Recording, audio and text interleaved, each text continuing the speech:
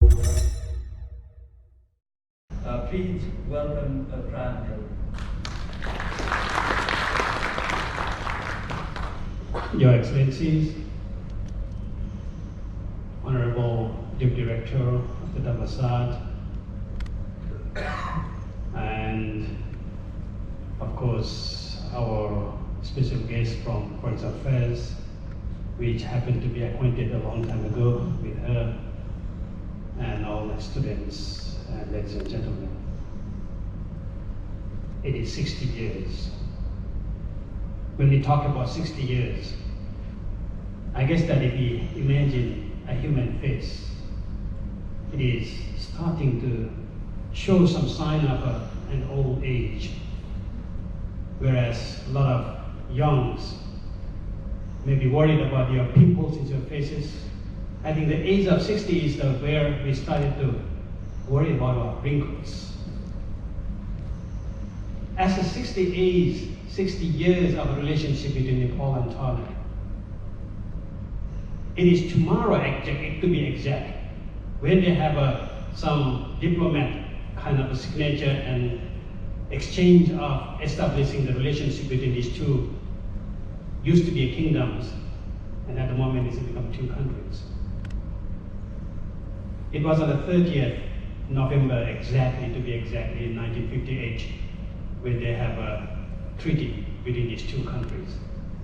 I guess that was the time Thailand expanding its relationship with not only with Nepal, but with many other countries. For example, relationship between Indonesia and Thailand, also just around 70 years actually, it's going to be next year. So apart from all these big, great countries like America or Great Britain, who has a long history from the time of the colonialism, but all the other small countries, I guess that it was a time during about 60, 70 years that we are expanding our country as a Thailand, as who we are, and trying to expand our relationship with all different countries.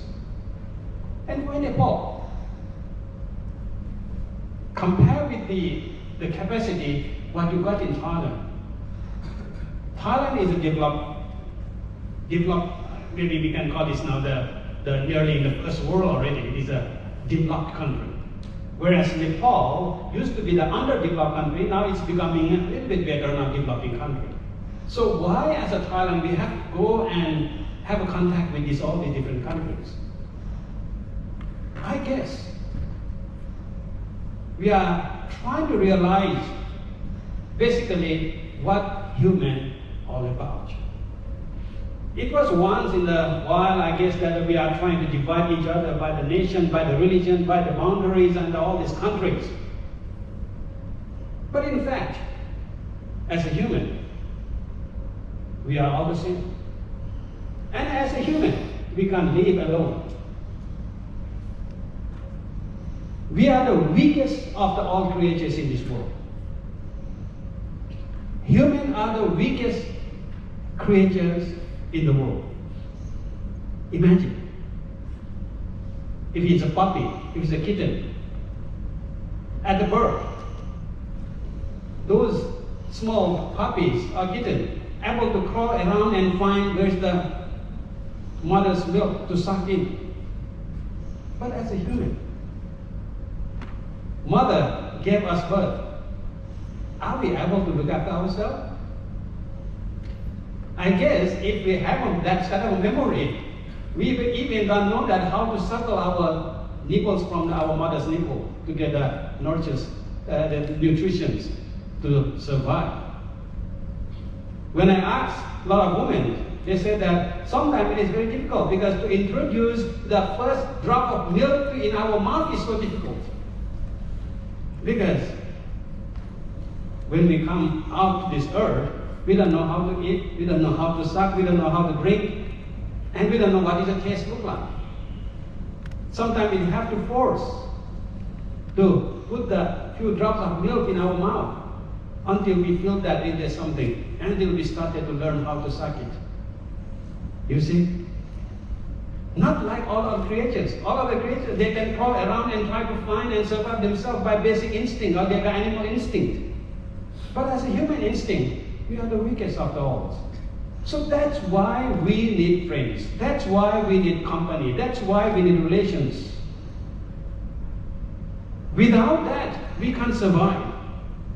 And especially in this age of globalization, especially in this age of disruption, we are talking about this global study as a global. We are talking about one village. Every single beings are friends and families these days. We don't have that kind of a family structures marrying around Thai and Thai or among Thais. Look at all the family structures these days. Our family structure is now globalized. A Thai could have an American wife or an African husband or whatever. So this is the reality of the modern world. So that's why we need to break down all the walls we once created a long time ago. And that's why the relations is very important. And the walls between Thailand and Nepal was started to break officially on the 30th November 1958. In fact, these very artificial walls between these nations, which we created, it wasn't there at all at the first place. If I take back you to the little bit of history, I have developed one theory actually, which is published in this book, Global Nepalese. It's from Oxford University. What I developed a theory is that Thailand and Nepal once were neighbor countries. You might be surprised to hear that. At the moment, it's so far away. How can it be neighbor? Yes, it was a neighbor country. Once, while it was in the British colony, while India was in British colony, or while Burma was in British colony, at the time, all the Nepalese Gurkhas, all the Nepalese merchants were employed by British government to work around this border of Burma and Thailand these days. That is all the Pilok Kanchanaburi area. And that is actually the place where all Nepalese are very, very familiar and become a part of Thai these days. It's called the district called Pilok these days. In that district called Pilok in Kanchanaburi, originally 70% of the population are Nepalese origin. But at the moment, they become pure Thai origin. So I always say that in making of a Thai nation, as the modern Thailand, I say that there is some drop of Nepalese blood in it. This is the relationship we are talking about here. We are not talking about as a two nations. We are talking about one global citizens, where we have this kind of relationship. If I take back even further to the history, I would say that all what make you Thai as these days, the religion, the custom, the traditions, the cultures, it is all from northern India. And in this book, I developed the theory which Her Excellency said about the Silk Road. But I have go beyond even the previous to Silk Road. There is about 2 centuries earlier to the Silk Road, which connected the South Asia to the whole the North Asian pan. There is one road we forgot. And there is one trade route which connects the South Asia and Southeast Asia. I don't know how many of historians knew about that, which is older than the Silk Road. That is a trade route which brings Buddhism into Thailand. That is a trade route which brings all the culture, Thai language, and everything what you call Thai is from that route. That's why I speak Thai actually more fluently than my Nepali actually. When I speak my Nepali with His Excellency, I have a very awkwardness because I left Nepal when I was so young. Although I go back time to time every year, but still, because of the Nepalese language as my foundation, I learned Thai better than Thai people, I guess. I was talking with the gift director. I was explaining every word, each word, the root of the word, what you use in Thai language. And then why I can do that? Because I have the Sanskrit and the Nepali language as my background. We are talking about the same language here actually. But we didn't know that sometimes the pronunciations make us different. We are called Manut in Thai. What we Nepalese call Manushya. But when we write, we also write Manushya in Thai language. But we pronounce it Manut. But in Nepalese, they just pronounce it as we write it.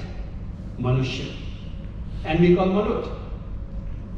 Is it? But if you go even the root after that, what does it mean? It means that Ushya. Means that higher, elevating higher. Higher of what? Mana, of thought. So that's why we are better than all other creatures, because although we are the weakest, we can train to be higher, we can train our thought, we can train our mind, we can train our humanity, compassion, so and so. Basically, the human here simply means someone who can train yourself and someone who can train by others as well. If a creatures, they can be trained by others only. They can train by themselves. But as a human, we can train ourselves. This is our capacity of mind. So in this kind of relationship, I guess, if I go back to the lot of historical fact, I have a lot. I don't have enough time to go through. I can pull you all the evidence around that. Actually, in the 15th century, in Chiang Mai period, at the moment in the Chiang Mai Museum, there is one what we call the Buddhist footprint. It's made of a lacquer. And in that Buddhist footprint, altogether there is something around 108 small rooms, which supposed to be the heaven. And one of the toppest heaven, according to the Buddhist cosmology, is kind of a Brahmaloka. Aloka, Brahmaloka. And in that particular word, in whole platform, in whole Buddhist footprint, there is no other letters. There is only one letter, which is the Ranjana Lipi, which is the original Nepalese font or scripts. And style of the pagoda there, it was made Nepalese Greek, Nepalese pagoda. How it come there? 15th century.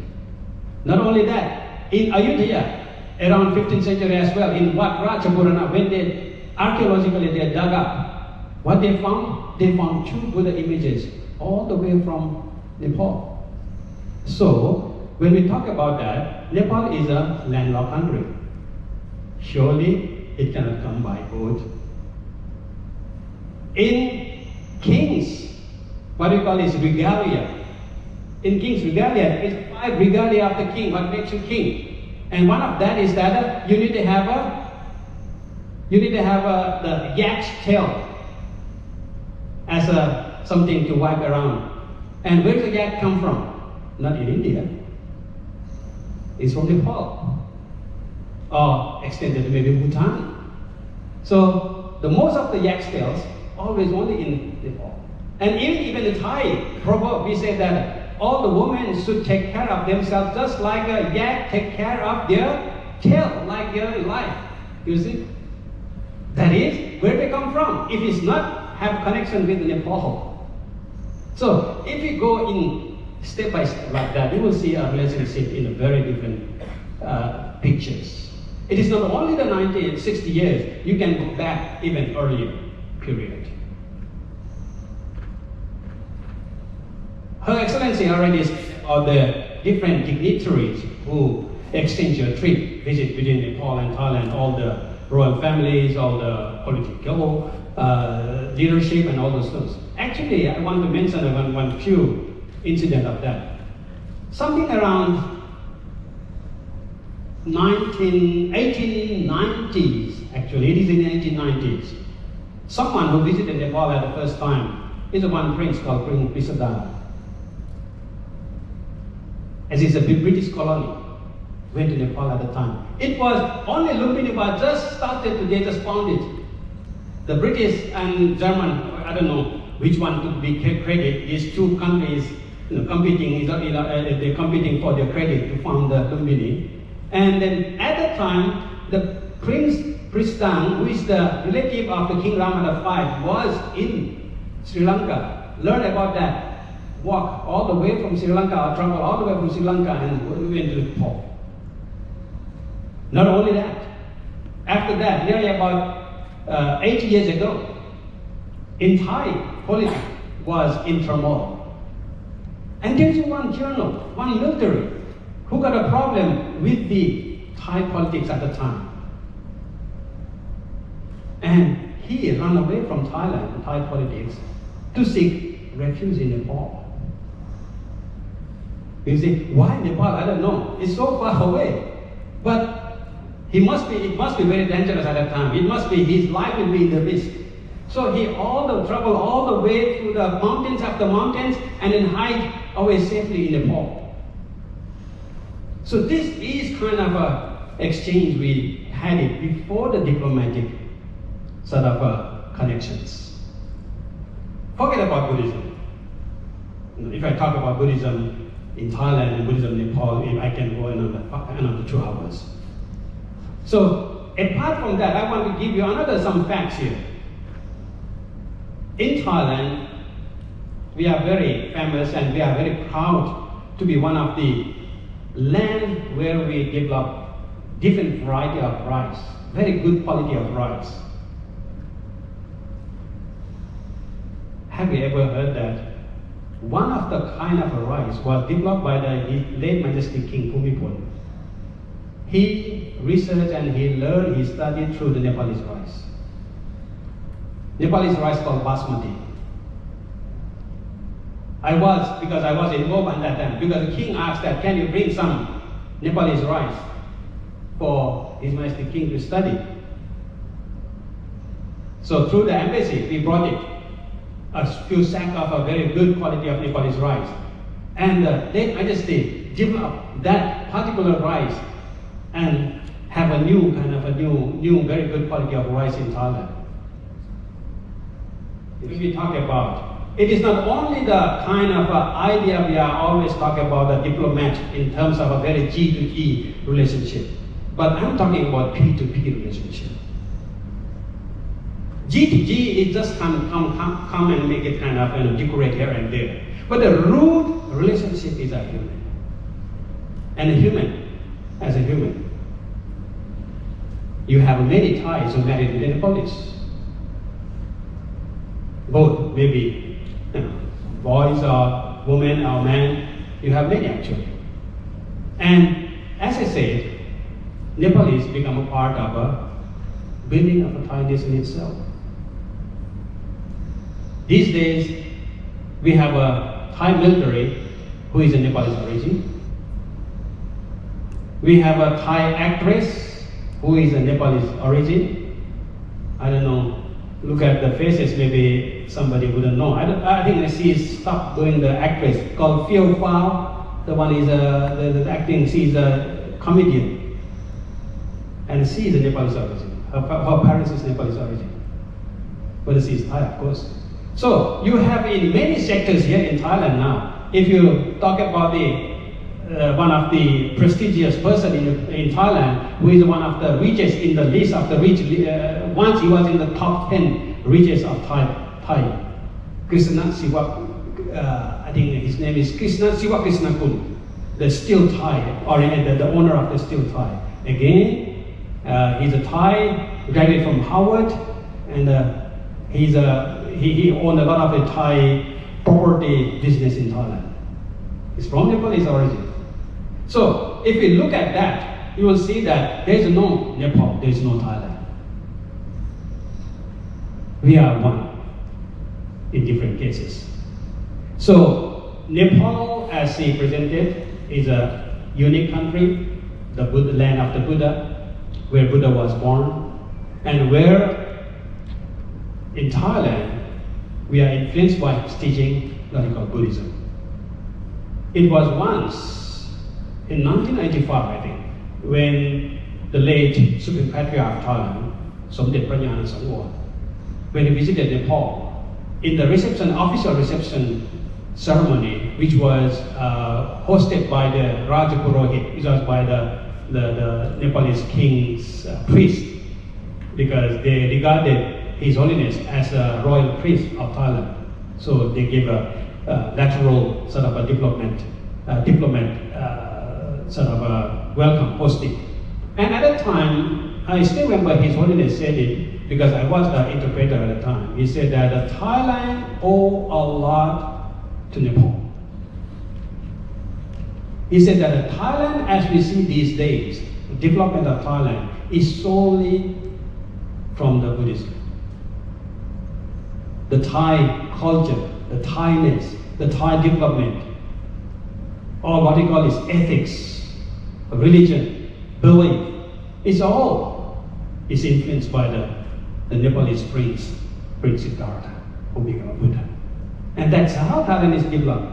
And then he said that when he went back and see Nepal, to see the status of Nepal like that, he said that he feels so sad and he wants to pay back what Thailand got it. You see? So this is the kind of relationship we are talking about, like a brotherly, like a sisterly relationship. And in terms of our prospect and cooperations, we can go onto this issue much better further if we can understand in this way. Not as a two nation, as an enemy, but as a global citizens. I understand that we have a few hundreds of Nepalese students studying in all different universities in Thailand. AIT, I guess Thammasat, so not so many. I heard that in Siam University there is over 50s. There is in the Bangkok universities, in nearly about 50s as well. So there are so many other places. And they sometimes go back, they sometimes establish themselves in Thailand and work in Thailand. Thailand is a golden land, not only these days, but from the long-lasting days. That's why we call the golden land, Suvarna Bhumi. Because Suvarna Bhumi means that it is everyone come and dig gold here.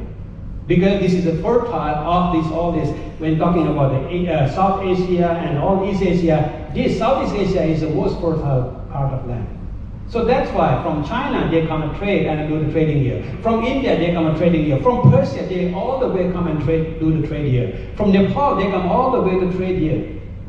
We have some evidence in Nepal, back in Nepal. It's called Suvarna Bhumi. It was mentioned in Nepal, talking about this Suvarna Bhumi here, archaeologically. So therefore, I guess this is what the relation is all about. It is 60 years, but it's a very enriching 60 years, I guess, that the government to G established. But if we go back to the P2P, it is a kind of a relationship which always we have been. And then with this kind of relationship, we hope that both countries, especially Thailand is good at economy, Nepal is just kind of starting to rise it up. But in terms of population size, Nepal have a critical problem at the moment, because in Thailand the land is so big, over 500,000 square kilometers, but you got 69 million. But in Nepal it's near 150 square kilometers of the land, but we have already 30 millions. So population-wise, Nepal is getting so big. If we talk about the density, population density, Nepal is getting so small and very, very crowded. And that means a lot of population means a lot of big economy there. So in a way that at the moment, Thailand is sending a lot of goods for Nepalese. But at the same time, Nepalese are, at the moment, I guess they are good at selling their labor. Like in Malaysia, I think there are about 300,000 laborers are Nepalese laborers out there. In Thailand, I also think that they are a similar number, but it is not as a G2G, so it is not mentioned as a pure statistic like these days. So that's why I always see, as a global citizenship myself, see the importance of that kind of relationship. And we treasures that kind of relationship. So which make us kind of a really brother and sisters, which make us a really a true human. And when we have a problem, and we help each other. And it was proved when Nepal in 2015, when Nepal suffered the great earthquake. Thailand was standing there for Nepal. I still remember very well. Thailand donated nearly $10 million for Nepal. Every government sectors were donating, everyone donating. Thai people didn't let Nepal just face with that tragedy. Thailand was playing the role of big brothers. So I hope that this kind of relationship will carry on and then help each other in carrying on not only development of the country, but the mutual understanding and mutual bonding between the peoples. Thank you.